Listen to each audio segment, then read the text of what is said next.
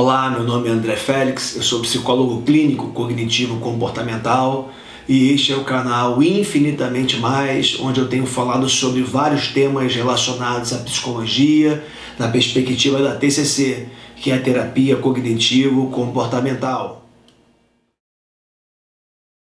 Hoje eu quero falar sobre um assunto muito sério. Esse assunto é depressão. Antes de mais nada, eu quero dizer que depressão tem tratamento e é possível você ou alguém que você conhece e que esteja em profundo sofrimento por causa da depressão voltar a ter uma vida normal. E eu quero começar com alguns dados preliminares. Primeiro, a depressão será a doença mais incapacitante até 2020, ou seja, será a doença que mais impedirá as pessoas de trabalhar, de se relacionar e ter uma vida normal. Segundo a OMS, os casos de depressão cresceram 18% nos últimos 10 anos. Um outro dado importante é que na América Latina o Brasil é o campeão de casos de depressão, somando 6% de todos os casos, cerca de 11,5 milhões de pessoas sofrendo com a doença. Mas não podemos fechar os olhos para as comorbidades associadas à depressão, como a crise de ansiedade generalizada e a síndrome do pânico.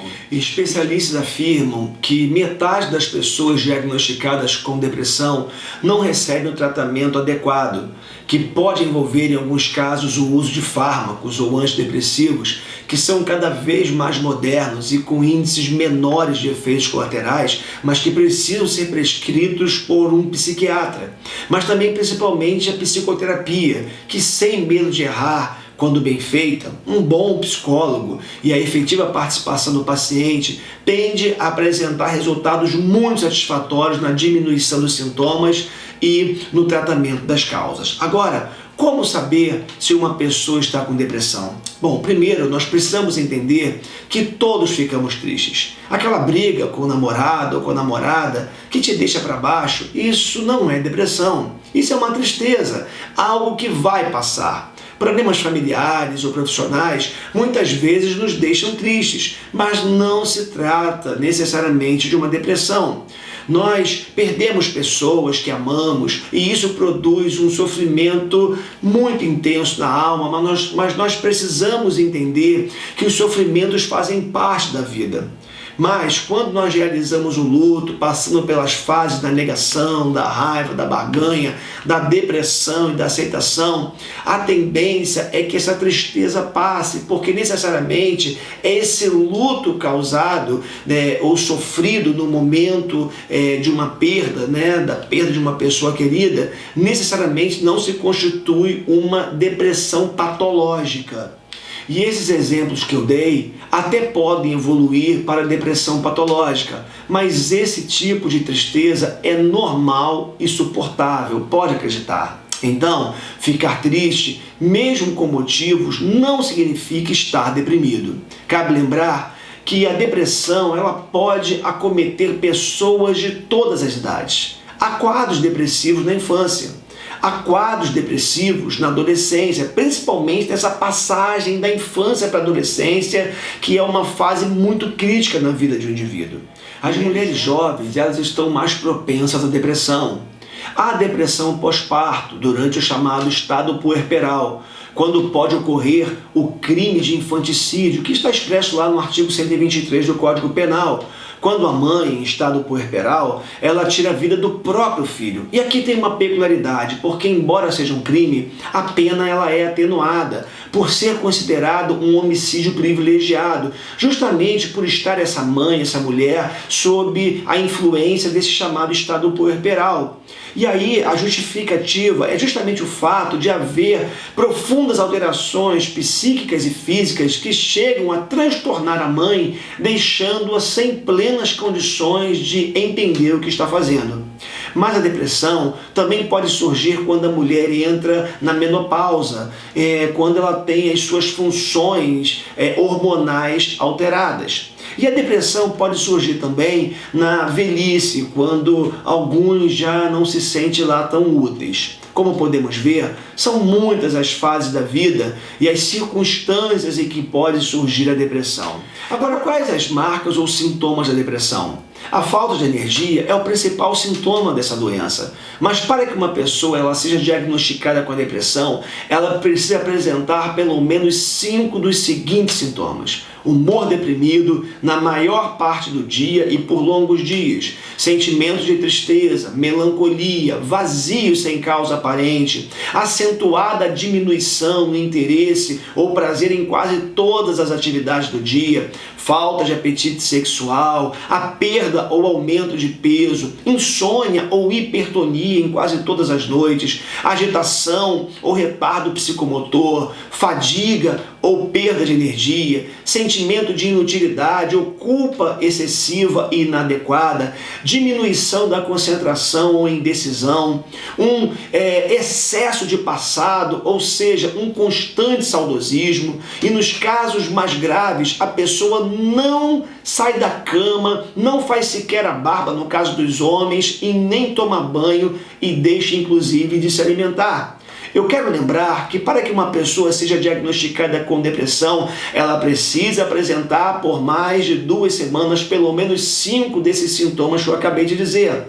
Agora, como surge ou o que pode desencadear a depressão? Primeiro, você precisa entender que existem fatores genéticos que são predisposições para a doença, mas também há fatores ambientais, como perda e situações de estresse ao extremo e coisas do tipo, situações difíceis da vida.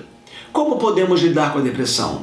A pessoa com depressão, ela precisa rever a visão que tem de si mesma, do mundo e do futuro. Em geral, uma pessoa deprimida, ela tem uma visão extremamente negativa de tudo. Além desse negativismo, uma visão muito enrijecida e generalista dos eventos pontuais, muito mal interpretados como sendo negativos em sua vida. A título de exemplo, Joana, ela tem uma conhecida que nem é tão próxima assim, que não a convidou para a sua festa de aniversário. Aí a Joana vai chegar à seguinte conclusão: ela não me convidou porque não gosta de mim. Na verdade, ninguém gosta de mim e por isso eu nunca sou convidada para as festas. E nunca sou convidada porque, na verdade, eu não sou lá tão bonita, não sou tão influente ou tão interessante. Por óbvio que, independendo do nível dessa depressão, a pessoa não tem como chegar àquilo que chamamos de crença central,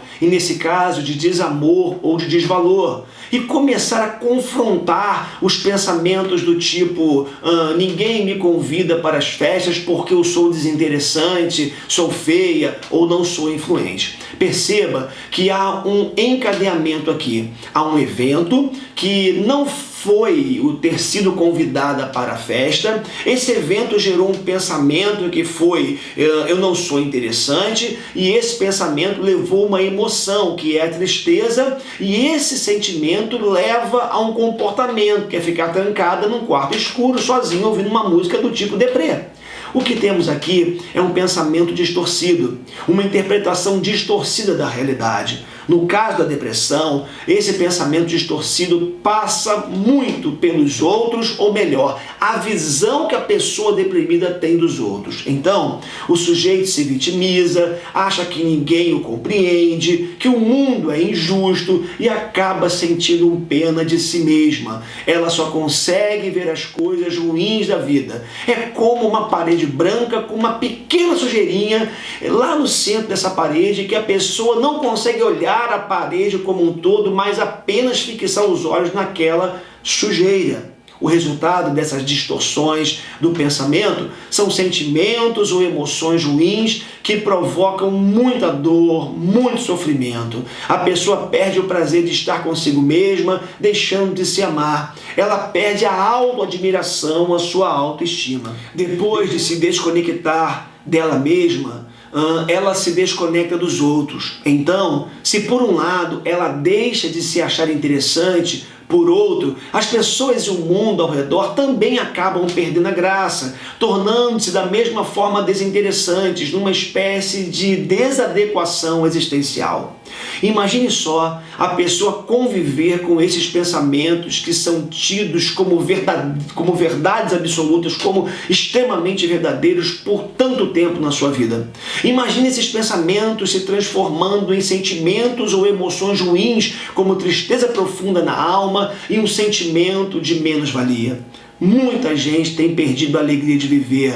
Alguns até já perderam o sentido de viver. E aí temos um grande perigo, porque cada vez mais tem crescido o número de autoextermínio ou de suicídio, se você preferir, como consequência da depressão. E aqui vai um alerta. Fique muito atento a pessoas que estão apresentando alguns dos sintomas que eu disse há pouco: perda de interesse pela vida, excesso de passado, falta de energia, ganho ou aumento de peso, por exemplo, e que falam que têm vontade de morrer. Às vezes eu ouço coisas do tipo: isso é frescura, é falta de uma louça para lavar, e muitos não levam a sério o que essas pessoas estão passando. Outra coisa muito comum no trato com pessoas deprimidas é querer tirar a pessoa de casa, forçando-a a se relacionar. Isso só aumenta o sofrimento, porque fora de casa ela terá que gastar muito mais energia para aparentar o que não está vivenciando no seu mundo interior.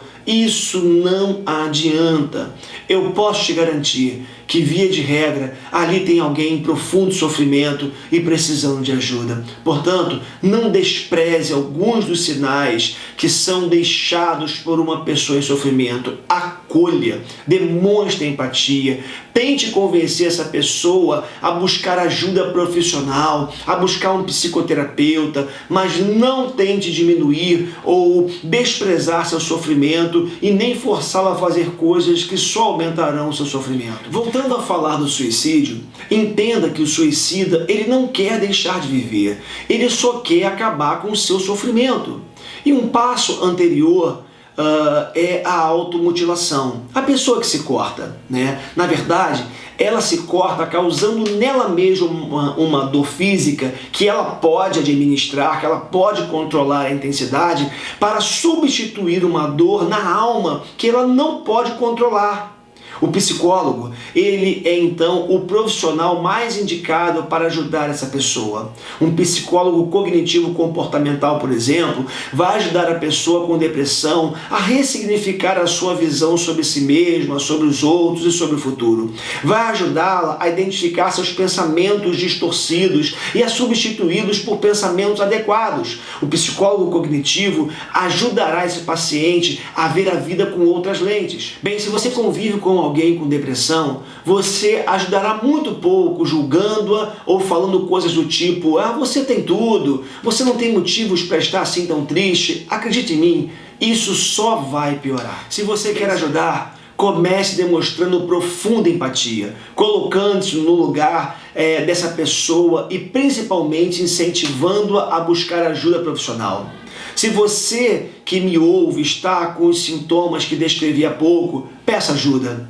Além da terapia, coisas como atividade física, principalmente ao ar livre, alguns alimentos que participam na produção de hormônios como a dopamina e a serotonina, que são hormônios que ajudam a dar a sensação de prazer e bem-estar, são muito importantes. Então, alimentos como ovos, peixes, linhaça e o chocolate amargo, eles podem ajudar bastante. Eu quero terminar dizendo que ninguém precisa carregar tanto sofrimento. É possível se livrar dessa dor. É possível sim acabar com esse sofrimento. Lembre-se disso. As dores na alma são consequência de um aprendizado equivocado, feito pela nossa mente. Se a mente aprendeu errado, se ela interpretou palavras ou fatos lá atrás de maneira distorcida, os pensamentos que vão brotar quando vivenciamos algumas experiências serão distorcidos, falaciosos e vão produzir emoções negativas e, consequentemente, muito sofrimento. Se você entender que eu posso te ajudar ou alguém do seu convívio, eu atendo aqui no Rio de Janeiro, na Barra e na Freguesia, e você pode entrar em contato comigo pelo número ou e-mail que estão na descrição desse vídeo. Um forte abraço e até o próximo.